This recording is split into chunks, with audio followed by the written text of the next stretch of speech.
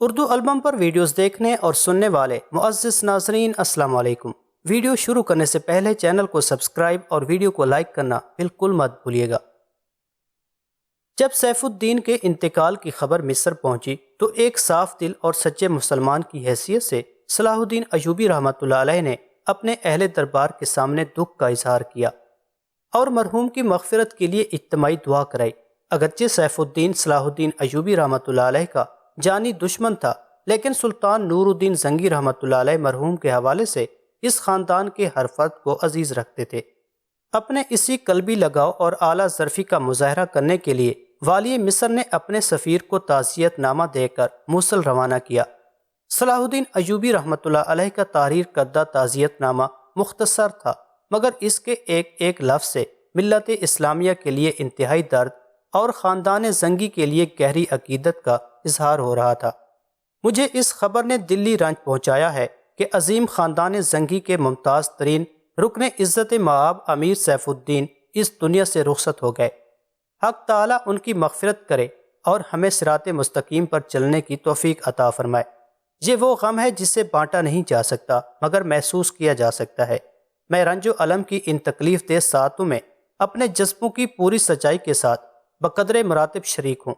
بے شک تقدیر کے معاملات میں انسان ایک مجبور تماشائی کے سوا کچھ نہیں۔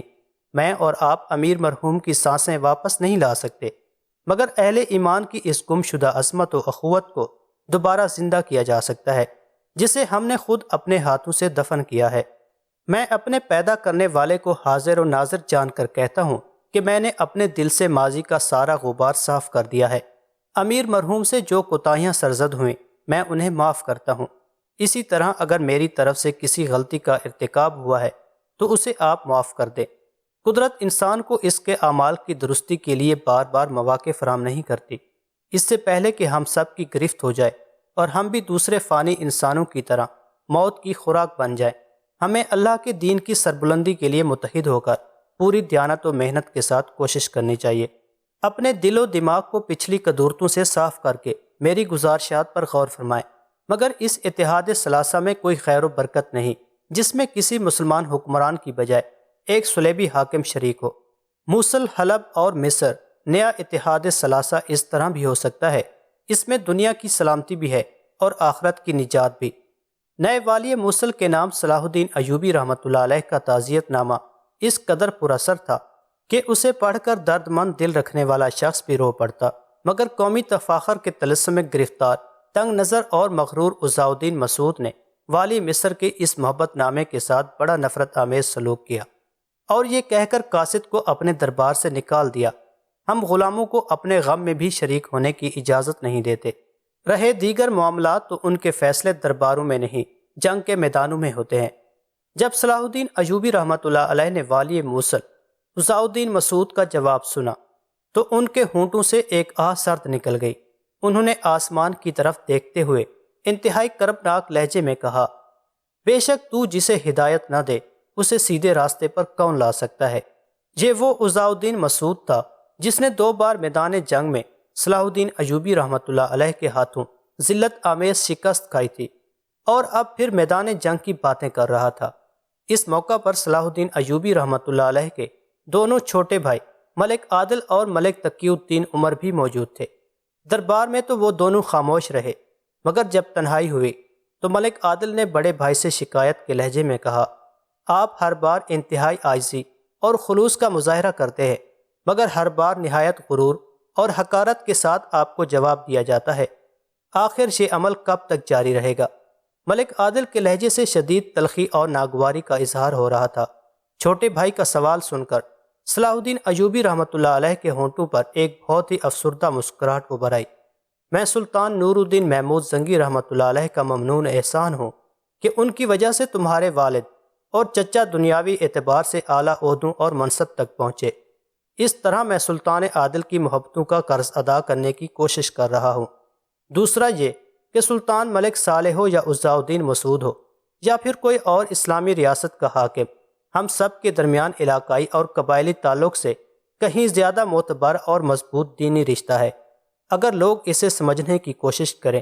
اس لیے میں ان کی مفسدانہ حرکتوں سے چشم پوشی بھی کرتا ہوں اور تمام حجت بھی۔ عجب نہیں کہ حق تعالیٰ کسی دن انہیں ہدایت عطا فرما دے اور ملت اسلامیہ آپس کی خونریزی جیسے خوفناک عذاب سے محفوظ ہو جائے، مگر آپ آئندہ ان کے درباروں میں اپنے قاصد نہیں بھیجیں گے۔ ملک عادل یہ کہتا ہوا کھڑا ہو گیا۔ عزاء الدین مسعود نے میدان جنگ کا ذکر کیا ہے تو گفتگو بھی شمشیروں کی زبان میں ہوگی۔ ملک عادل کا لہجہ مؤدبانہ اور نرم تھا، مگر چہرے سے باغیانہ رنگ جھلک رہا تھا۔ والی موصل عزاء الدین مسعود اپنے انتظامی معاملات میں مصروف تھا اور ریمنڈ اپنے پایہ تخت یروشلم میں بیٹھا قلعہ یعقوب کی بربادی پر ماتم کر رہا تھا کہ صلاح الدین ایوبی رحمۃ اللہ علیہ 1179 عیسوی کے موسم خزاں میں 70 جہازوں کے بیڑے کے ساتھ اس سمندری علاقے کی طرف بڑھے جہاں کئی عیسائی بستیاں آباد تھیں۔ والی مصر نے ان بستیوں کو خوب تاراج کیا اور 1000 نصرانی سپاہی گرفتار کر لیے۔ صلاح الدین ایوبی رحمۃ اللہ علیہ نے یہ حکمت عملی اس لیے اختیار کی تھی کہ انہی آبی راستوں سے یروشلم کو تازہ فوجی کمک حاصل ہوئی تھی۔ اس علاقے کو پوری طرح تباہ و برباد کرنے کے بعد والی مصر سیفت کے علاقے کی طرف بڑھے۔ اتفاق سے اس سال بارش نہ ہونے کے باعث قحط پڑ گیا اور صلاح الدین ایوبی رحمۃ اللہ علیہ کو سامان رسد حاصل کرنے میں دشواریاں پیش آنے لگیں۔ آخر بہت غور و فکر کرنے کے بعد انہوں نے پیش قدمی کا منصوبہ ترک کر دیا۔ ابھی صلاح الدین ایوبی رحمۃ اللہ علیہ مصر واپسی کے بارے میں سوچ ہی رہے تھے کہ اچانک ایک دن نگراں شاہ یروشلم کا قاصد ان سے آ کر ملا اور حیرت انگیز طور پر ریمنڈ کی طرف سے صلح کی پیشکش کی۔ والی مصر نے اس پیشکش کو تائید غیبی سے تعبیر کیا۔ قحط سالی کے باعث انہیں ہر حال میں واپس جانا تھا، مگر حالات کی اس نئی کروٹ نے صلاح الدین ایوبی رحمۃ اللہ علیہ کی مجبوری کا پردہ رکھ لیا۔ یہ ان کے دور اقتدار میں پہلا موقع تھا کہ جب شاہ یروشلم ریمنڈ نے ان کی طرف صلح کا ہاتھ بڑھایا تھا۔ پہلے تو صلاح الدین ایوبی رحمۃ اللہ علیہ نے ریمنڈ کی اس پیشکش کو ایک فریب کارانہ سیاسی چال سمجھا، مگر تمام عواقب و عوامل پر غور و خوض کرنے کے بعد والی مصر نے صلح کے لیے اپنا شرائط نامہ تیار کیا اور یروشلم کے قاصد کے حوالے کر دیا۔ اس دستاویز کی بعض شرائط بہت سخت تھیں، جن کے بارے میں خود صلاح الدین ایوبی رحمۃ اللہ علیہ کا خیال تھا کہ ریمنڈ کسی طور پر بھی انہیں تسلیم نہیں کرے گا۔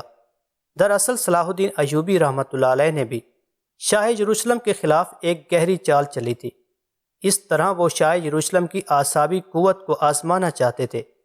پھر جب کچھ دن بعد شاہ یروشلم کا قاصد واپس آیا تو یہ جان کر صلاح الدین ایوبی رحمۃ اللہ علیہ کو بہت حیرت ہوئی کہ ریمنڈ نے ان کی پیش کردہ تمام شرائط تسلیم کر لی تھیں اور اس صلح نامے کی حد تک والی مصر کو اس علاقے کے صلیبیوں پر بالادستی حاصل ہو گئی تھی۔ صلاح الدین ایوبی رحمۃ اللہ علیہ نے صلح نامے پر اپنی مہر ثبت کر کے دستاویز شاہ یروشلم کے قاصد کے حوالے کر دی۔ اس معاہدے کے مطابق شاہ یروشلم ریمنڈ اور والی مصر صلاح الدین ایوبی رحمۃ اللہ علیہ نے تحریری طور پر اقرار کیا تھا کہ 2 سال تک عیسائیوں اور مسلمانوں کے درمیان کوئی جنگ نہیں ہوگی۔ اس مدت گزرنے کے بعد دونوں حکمران تمام عہد و پیمان سے آزاد ہوں گے۔ اس صلح نامہ کی بنیادی اور نمایاں شرط یہ تھی کہ جن سمندری علاقوں پر صلاح الدین ایوبی رحمۃ اللہ علیہ نے قبضہ کر لیا تھا وہ انہی کے زیر نگرانی رہیں گے۔ پھر جب شاہ یروشلم اور مصر کے درمیان ہونے والی اس صلح کی خبر ٹرپلی یعنی طرابلس پہنچی تو صلیبی فدائین فرینکس غضبناک ہو گئے اور انہوں نے طرابلس کے حاکم ایڈم کو مجبور کیا کہ وہ فوراً یروشلم جائے اور ریمنڈ کو معاہدہ توڑنے پر مجبور کر دے۔ ایڈم بلا تاخیر یروشلم پہنچا اور اس نے تنہائی میں ریمنڈ سے ملاقات کر کے تمام صورتحال واضح کر دی۔ میں زیادہ دنوں تک فرینکس کا دباؤ برداشت نہیں کر سکتا۔ میرے اقتدار کی بنیاد بھی انہی صلیبی جانثاروں کے توانا اور مضبوط کاندھوں پر رکھی گئی ہے۔ اگر فرینکس نے میری حمایت ترک کر دی تو میں حکومت سے بھی محروم ہو سکتا ہوں اور میری جان بھی جا سکتی ہے۔ اس لیے میری عاجزانہ گزارش ہے کہ صلیبیوں کے عظیم تر مفاد میں اس صلح نامے کو چاک کر ڈالیں۔ طرابلس کے حاکم ایڈم کی زبانی فرینکس کی جنونی کیفیت کا حال سن کر شاہ یروشلم ریمنڈ بھی گھبرا گیا، کیونکہ یہ صلیبی فدائین خود اس کے بھی دست و بازو اور پشت پناہ تھے۔ اگر عام فضا ہوتی تو ریمنڈ ایک لمحے کی تاخیر کے بغیر فرینکس کا مطالبہ مان لیتا اور معاہدے سے اس طرح منحرف ہو جاتا کہ جیسے کبھی اس کا کوئی وجود ہی نہ تھا۔ ریمنڈ تو اتنا فریب کار اور دروغ گو انسان تھا کہ صلح نامے پر ثبت کی جانے والی مہر کو یہ کہہ کر جھٹلا دیتا کہ یہ مہر نقلی ہے، لیکن اس وقت وہ اتنا مجبور تھا کہ نہ تو صلیبی فدائین کا مطالبہ مان سکتا تھا اور نہ صلاح الدین ایوبی رحمۃ اللہ علیہ سے کیا ہوا معاہدہ توڑ سکتا تھا۔ پھر جب طرابلس کے حاکم ایڈم نے ریمنڈ پر بہت زیادہ دباؤ ڈالا تو بالآخر شاہ یروشلم کو اپنی وہ مجبوریاں بیان کرنی پڑی جن کے سبب وہ پس و پیش سے کام لے رہا تھا۔ ریمنڈ کے گلے میں ہر وقت سونے کی سلیب پڑی رہتی تھی۔ یکایک شاہ یروشلم جوش میں آ گیا اور سلیب کو ہاتھ میں لے کر حاکم طرابلس ایڈم سے مخاطب ہوا۔ سلیب مقدس کی قسم، پوری عیسائی دنیا میں شاید ہی کوئی سلیبی مجھ سے زیادہ خون کا پیاسا ہو۔ کیا تم سمجھتے ہو کہ میں نے خوش دلی کے ساتھ صلاح الدین ایوبی رحمۃ اللہ علیہ سے صلح کی ہے؟ جھنجھلاہٹ اور اشتعال کے سبب اس کا چہرہ اتنا سرخ ہو گیا تھا کہ جیسے باریک رگیں پھٹ جائیں گی اور خون باہر چھلک پڑے گا۔ شاہ یروشلم کی یہ ہیجانی کیفیت دیکھ کر ایڈم بھی گھبرا گیا اور اس نے لکرس زدہ لہجے میں کہا، میں جانتا ہوں شہنشاہ، خوب جانتا ہوں، تم کچھ نہیں جانتے۔ ریمنڈ نے تیز اور سخت لہجے میں کہا، تمہیں اپنے اقتدار کو بچانے کے سوا نہ کسی دوسرے کی فکر ہے اور نہ کسی بات کا علم۔ تم ابھی تک اسی صلح نامے کے سبب طرابلس کے تخت پر بیٹھے ہو۔ شاہ یروشلم ریمنڈ کی زبانی یہ انکشاف سن کر ایڈم بدحواس ہو گیا اور سوالیہ نظروں سے ریمنڈ کی طرف دیکھنے لگا۔ تمہیں خبر ہے کہ صلاح الدین ایوبی رحمۃ اللہ علیہ نے سمندر کے کنارے آباد کتنی عیسائی بستیاں اجاڑ دیں؟ اب شاہ یروشلم ریمنڈ کے لہجے سے بیک وقت حقارت، طنز اور غصہ جھلک رہا تھا۔ اگر میں صلاح الدین ایوبی رحمۃ اللہ علیہ سے صلح نہ کرتا تو دوسری عیسائی ریاستوں کا وجود بھی خطرے میں پڑ جاتا۔ ہو سکتا ہے کہ تم اور شاہ آرمینیہ بھی اپنی سلطنتوں سے محروم ہو جاتے۔ یہ اسی صلح نامے کا نتیجہ ہے کہ تم آزادانہ یہاں بیٹھے ہو اور بڑی روانی کے ساتھ میرے اس ہوش مندانہ فیصلے پر نکتہ چینی کر رہے ہو۔ بہتر یہی ہے کہ تم واپس جاؤ اور صلیبی فدائین کو نرم اور ٹھنڈے لہجے میں مختلف دلائل دے کر سمجھاؤ۔ کچھ فیصلے شمشیروں کے بجائے عقلی تدبیروں سے کرنے پڑتے ہیں۔ حاکم طرابلس ایڈم ریمنڈ کی بات کا مفہوم سمجھ گیا، مگر اس کے چہرے سے فکر و تشویش کے آثار نمایاں تھے، جیسے وہ کسی ذہنی کشمکش اور اعصابی دباؤ کا شکار ہو۔ شاہ یروشلم کچھ دیر تک گہری نظروں سے ایڈم کے پریشان چہرے کا جائزہ لیتا رہا۔ پھر اس نے فرینکس کی طرف سے اٹھنے والے ممکنہ طوفان کو روکنے کے لیے اپنی دوسری اور سب سے بڑی مجبوری بھی بیان کر دی۔ ایڈم، میری بات بہت غور سے سنو۔ حاکم طرابلس جو خیالات کی دنیا میں کھویا ہوا تھا، شاہ یروشلم کی آواز سن کر تصورات کے حصار سے باہر نکل آیا اور بڑی بے چارگی کے ساتھ ریمنڈ کا منہ دیکھنے لگا۔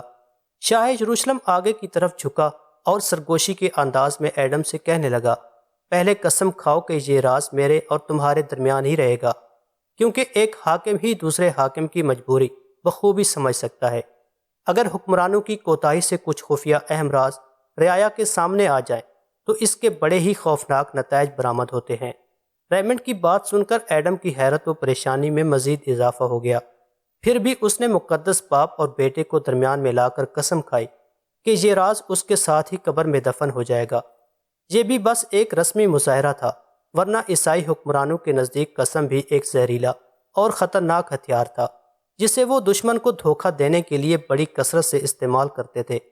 بہرحال ایڈم سے قسم لینے کے بعد ریمنڈ نے اپنی اس مجبوری کی تفصیلات بتانی شروع کر دی جس کے باعث اسے والی مصر صلاح الدین ایوبی رحمۃ اللہ علیہ کے سامنے گھٹنے ٹیکنے پڑے تھے، اور جس صلح نامے کو صلیبی فدائین نے انتہائی ذلت آمیز اور شرمناک معاہدہ قرار دیا تھا، فرینکس کے بقول شاہ یروشلم ریمنڈ نے اس صلح نامے کے ذریعے پوری عیسائی دنیا کی ناک کٹوا دی تھی اور صلیبیوں کی عزت و ناموس کو مصر کے چوراہے پر انتہائی سستے داموں نیلام کر دیا تھا۔ تمہیں معلوم ہے ایڈم کہ عیسائی دنیا اس وقت کیسے سنگین سیاسی بحران سے گزر رہی ہے؟ شاہ یروشلم ریمنڈ نے ایک ایک لفظ پر زور دیتے ہوئے کہا۔ ریمنڈ کی بات سن کر حاکم طرابلس ایڈم ہمتاً گوش ہو گیا۔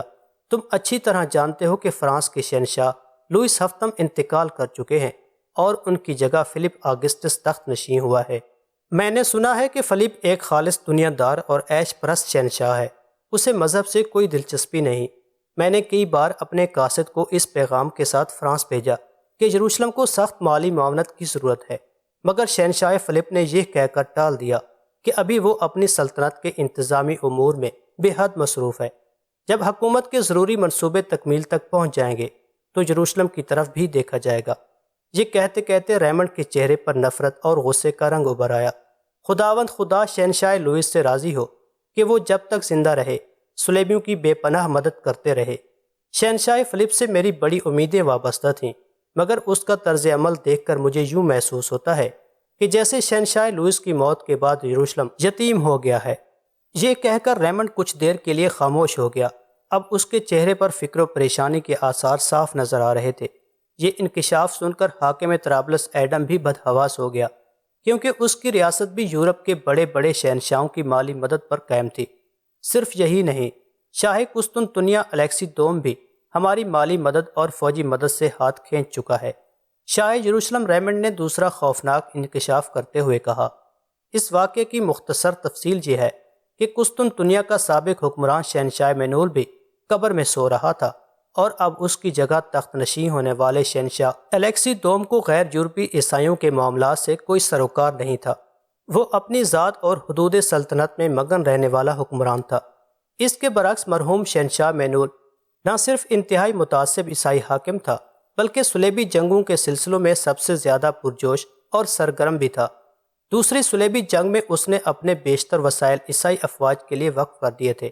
یہ دونوں اہم ترین واقعات سنانے کے بعد شہنشاہ ریمنڈ نے ایڈم کو مخاطب کرتے ہوئے کہا، یہ ہے وہ سب سے بڑی مجبوری جس کے تحت میں نے صلاح الدین ایوبی سے 2 سال کے لیے صلح کر لی ہے۔ عام اسلامی اور عیسائی دنیا اسے صلح ہی سمجھے گی، مگر میرے نزدیک یہ ایک عارضی مہلت ہے۔ عارضی مہلت۔ ایڈم فوری طور پر شاہ یروشلم کی بات کا مفہوم سمجھنے سے قاصر رہا تھا۔ یہ عارضی مہلت اس لیے ہے کہ ہم ایشیائی عیسائی اپنی صفوں کو دوبارہ منتظم اور مضبوط کر سکیں۔